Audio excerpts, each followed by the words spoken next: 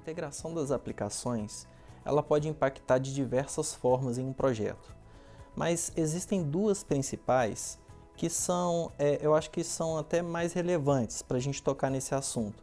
A primeira delas é a seguinte: há uns 10, 15 anos atrás a gente tinha um conceito de aplicações monolíticas e o custo de integração entre as aplicações era muito alto.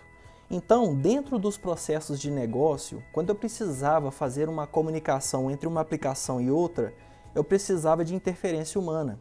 E muitas vezes essa interferência estava relacionada com uma massa de dados muito grande. Então era um trabalho muito difícil, né? A gente pode ver hoje, por exemplo, a diferença de se comprar na internet da atualidade em relação a alguns anos atrás, é muito mais rápido.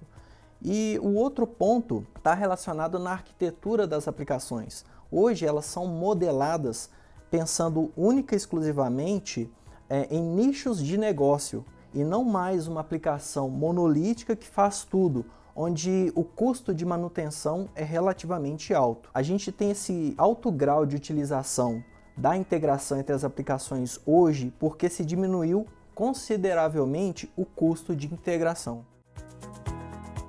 Quando nós pensamos em integração de aplicações, existem vários pontos que não podem ser deixados de lado. Mas o que eu costumo recomendar fortemente é pensar na arquitetura, né? Quando se elabora um plano de integração de aplicações, é preciso se pensar na arquitetura, né? Então existem vários requisitos arquiteturais a serem determinados, existem técnicas para isso, né, para você pensar em qual requisito você pretende atender, porque eles são muitas vezes conflitantes. Muitas vezes você não consegue usar todos os requisitos de integração.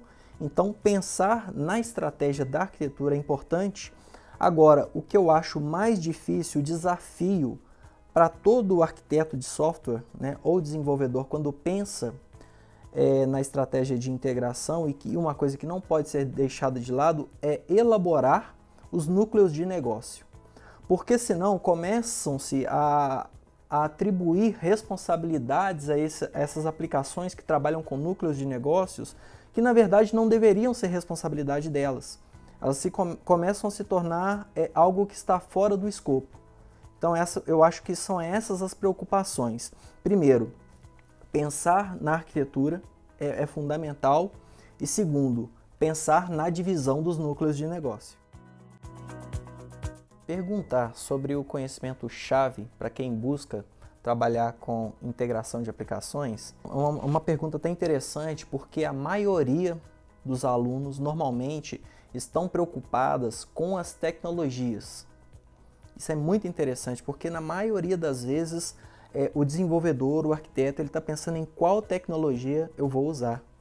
Mas eu bato nessa tecla sempre, que eu costumo dizer, olha, se preocupe com a estratégia, porque o bom arquiteto, ele sabe usar estratégias de uma maneira imparcial, essa é a palavra. Usar a estratégia de uma maneira imparcial, porque é muito fácil nessa área você se apaixonar por tecnologias e fazer escolhas equivocadas. Esse é o grande problema quando se trata de integração, porque muitas vezes o custo da escolha equivocada ela não aparece no momento em que você planta o projeto, mas depois.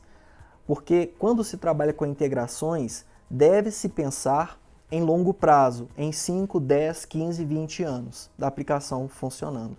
Então eu acho que o ponto-chave é esse, pensar em estratégia. Não focar em tecnologia, porque tecnologia é algo, vamos dizer assim, relativamente fácil de se aprender. Mas ter conceitos, bases, onde você consegue elaborar as melhores estratégias, e isso sim é difícil, não é fácil.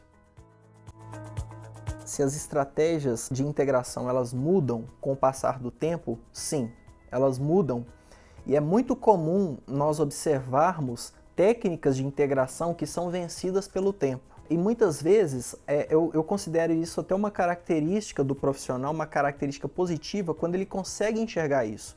Consegue enxergar que a técnica que ele estava acostumado a usar foi vencida pelo tempo, porque as tecnologias vieram e propuseram soluções mais eficientes. Então é importante reconhecer isso. Eu sei que as estratégias que eu usava há 10, 12, 13 anos atrás, muitas delas já não servem mais. E isso é importante, entender que elas mudam, elas vão ser vencidas pelo tempo mesmo, e você deve ter a capacidade de observar isso e se adequar a isso. Eu acho que a raiz de todo bom arquiteto está nessa condição. A metodologia de arquitetura baseada em microserviços é um bom exemplo dos padrões de integração, né, que são vencidos pelo tempo. Nós focamos durante muitos anos as estratégias de integração centralizadas.